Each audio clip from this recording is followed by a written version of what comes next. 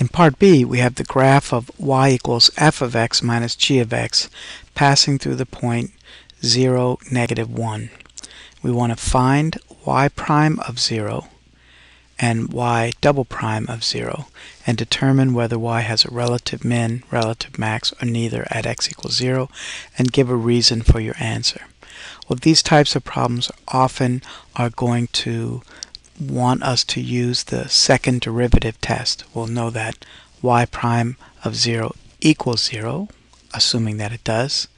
Then we will check to see whether the second derivative is positive. If so, we have a relative min. If it's negative, we have a relative max. And if it's 0, then we have neither, or inconclusive. So let's see what we have here. Y equals f of x minus g of x. Now, we might be tempted to actually string together f minus g and do some kind of term-by-term subtraction or whatever here. And you can do that, but I would suggest that's probably going to be a little bit more messy. If you recall that y prime, though, is what we're looking for, y prime is really just f prime of x minus g prime of x. And y prime at 0 will just be f prime at 0 minus g prime at 0. So that's a little bit easier to do.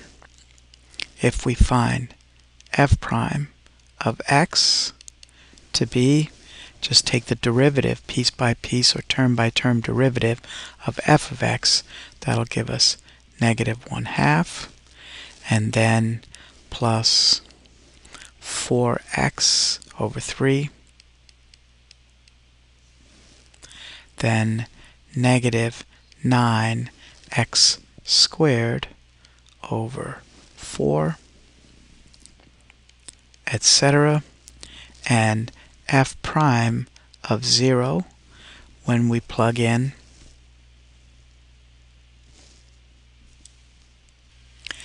x equals 0, we end up with -1/2. And we're going to do something similar with g here. So the first term goes away.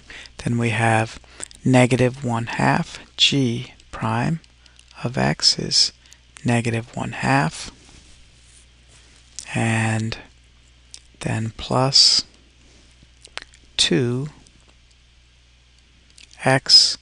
over 4 factorial minus 3x squared over 6 factorial, etc. Plugging in x equals 0, we also end up with -1/2. And so f prime of 0, -1/2, minus g prime of 0, -1/2, gives us 0. So that wasn't too difficult there.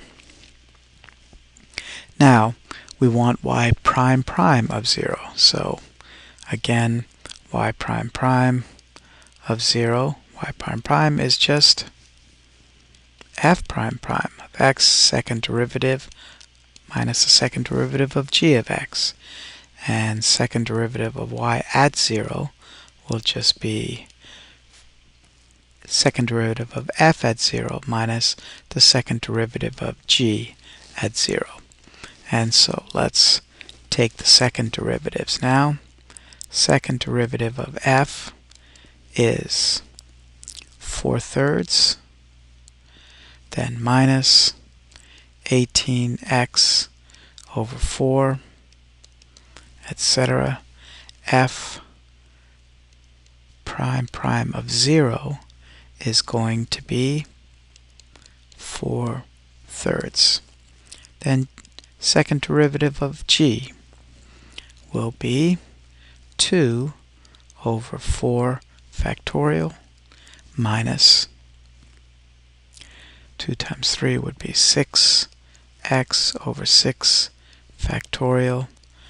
Again, the second derivative of g at x equals 0 is 2 over 4 factorial. 4 factorial is 24.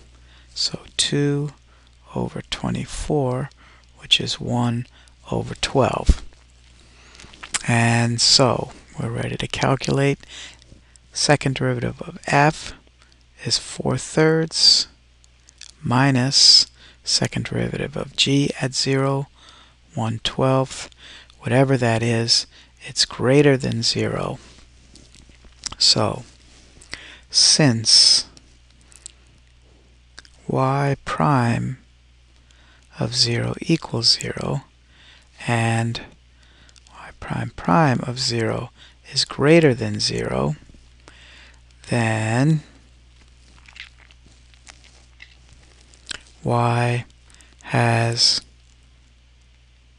a relative min at x equals 0. And if you wanted to draw a graph, a picture, it's concave up.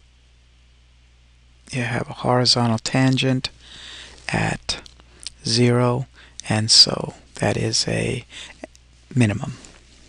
And that'll do it for this problem and this problem.